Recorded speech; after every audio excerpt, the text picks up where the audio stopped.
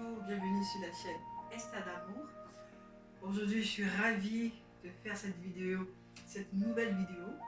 Il y a eu pas mal de personnes qui ont souhaité que Esther puisse associer le son à l'image.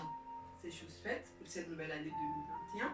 Mais ce que j'aimerais quand même vous interpeller, c'est de ne pas se focaliser sur l'image, mais de plutôt nous disposer à échanger, à faire attention à ce que les idées que je véhicule.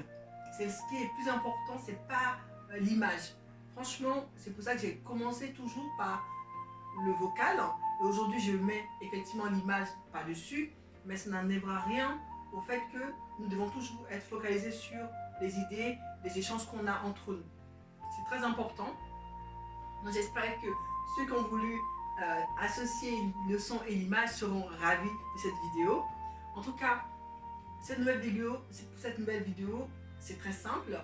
On a un thème très intéressant. Je trouve, actuellement, je suis en train de méditer sur Exode. Exode, c'est un livre qui est dans la Bible, un livre extraordinaire, vraiment une histoire puissante que Dieu a montré toute sa puissance, toute sa bonté, son amour à son peuple. Et le thème, c'est le murmure. Dans ces passages que je suis en train de méditer actuellement, Dieu entend la détresse de son peuple, l'appel au secours de son peuple et décide d'envoyer une personne pour les délivrer. Donc c'est Moïse qui a été choisi pour mener la délivrance de son peuple. Et là, ils arrivent au niveau de la mer Rouge et confrontés à cette mer Rouge, et derrière eux, il y avait les chars, les cavaliers d'Égypte qui les poursuivaient. Ils ont commencé à murmurer. Pour la première fois, ils ont commencé à murmurer contre Moïse en disant qu'ils préféraient rester servir les Égyptiens que mourir dans le désert. Alors que, sachez les amis, qu'en Égypte, ils étaient en esclavage. Ils n'étaient pas libres, ce n'étaient pas des personnes libres. Ils étaient fouettés, malmenés, maltraités. Alors que là, dès qu'ils ont une première difficulté, directement, ils voudraient retourner en arrière en Égypte, comme si c'était un endroit où ils étaient en paix. Mais Dieu, dans sa clémence, il a dit à Moïse de lever son bâton et au peuple de passer. Et l'obéissance du peuple de Moïse a permis à Dieu de manifester sa puissance et d'ouvrir la mer Rouge. Et le peuple est évidemment passé à sec au milieu de cette mer. Et effectivement, ils ont loué le Seigneur, ils ont dansé pour le Seigneur. Mais quelques jours après, ils ont été pressés par la soif.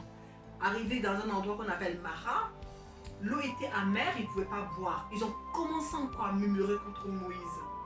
Et Moïse a crié à Dieu et Dieu a effectivement montré un bois spécifique à Moïse. Et Moïse l'a mis dans l'eau et l'eau est devenue douce, ils ont pu boire. Ils ont remercié le Seigneur, ils ont continué. Ils arrivent encore dans un autre endroit où ils ont faim, ils ont très faim. Et là, ils regrettent leur pot de viande qu'ils mangeaient à satiété en Égypte. Et là, je dis, mais Seigneur, ce peuple, il est amnésique ou quoi? Parce qu'ils ont vu ta puissance en Égypte, les 10 plaies que tu as opérées pour les délivrer. Ils ont vu à quel point tu as manifesté une puissance extraordinaire pour les délivrer, pour ouvrir la mer Rouge, rendre une eau qui est amère douce. Et là, ils ont faim, ils murmurent encore. Mais qu'est-ce qu'ils ont, ce peuple? Et malgré tout cela, malgré ces murmures, Père, fait pleuvoir la manne du ciel.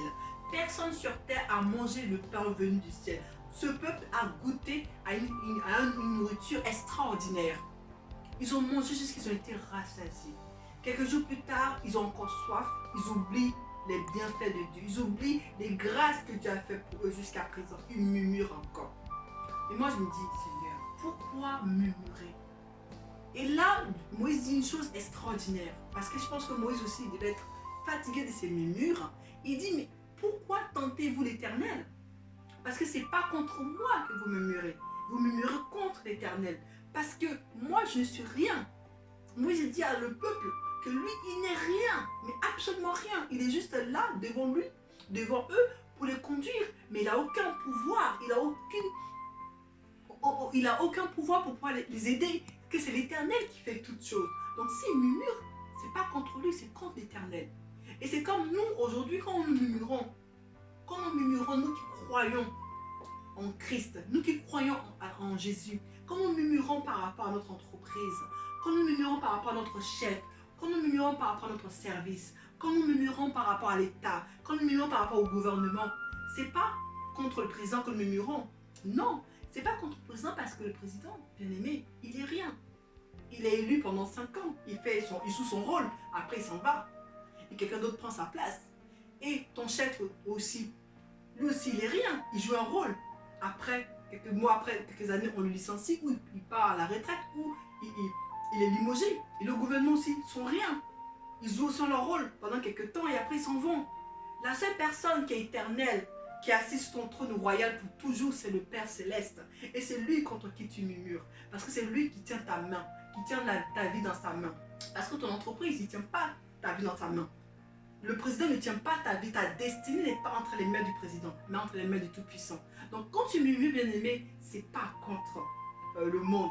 C'est pas contre ton frère, ta mère, ton père, ton chéri, ta chérie, mais c'est contre Dieu. Donc franchement, je vous exhorte, à partir d'aujourd'hui, à faire un effort de ne plus murmurer du moins, mais de simplement prier. Le fait quand on prie à notre Père qui donne tout, parce que dans le désert, quand le peuple a murmuré, Dieu a toujours répondu dans sa clémence, dans sa bonté, il a toujours répondu positivement pour apaiser la faim, apaiser la soif de son peuple. Donc aujourd'hui, je vous exhorte vraiment à ne plus murmurer parce que nous sommes sur terre, d'accord? Et en tant que des personnes terriennes, nous aurons des tribulations dans le monde, nous aurons aussi des épreuves à vivre. Dieu ne nous a pas dit que le jour où on devient chrétien, tout roulera, on n'aura aucun problème. Non, il a juste promis une chose par contre. Dans Matthieu 28, à la fin du verset, du chapitre, il dit « Je serai avec vous jusqu'à la fin du monde. Je serai avec vous tous les jours jusqu'à la fin du monde. » Ça, c'est une promesse claire qui sera irrévocable. Mais à partir de là, on sera aussi malmené par la vie comme tous les autres. Mais il sera toujours là pour nous aider à surmonter cela. Comme dans le désert, ils avaient eu soif, Dieu a donné à boire. Ils ont eu faim, Dieu a pourvu. Donc il pourra toujours, il n'a pas changé. Il est toujours le même, aujourd'hui, hier, éternellement. Donc soyez bénis par ça. Et surtout, j'aimerais souhaiter la bonne année à tous ceux qui m'écoutent aujourd'hui. C'est une année, que l'année 2021 soit une année meilleure que 2020. Elle vous apporte force et courage, persévérance surtout et résilience. Ne vous laissez pas aller par rapport à tout ce qui est autour de vous. Dieu est toujours souverain. Il n'a pas changé. Peu importe l'état sanitaire du monde, le Seigneur est toujours le même. Comptez sur lui et arrêtons de murmurer. Prions seulement le Seigneur, il fera encore. Il a toujours fait, il a toujours soutenu. Si tu écoutes cette vidéo, c'est parce que tu as encore la grâce de vivre. Donc profite de cette grâce-là et avance. Sois béni. À très bientôt sur la nouvelle chaîne Esther d'Amour. Vous pouvez aussi bien sûr me suivre sur TikTok, sur Instagram et sur Facebook. Je mettrai les liens en dessous de la vidéo. Soyez bénis, bien aimés. À très bientôt.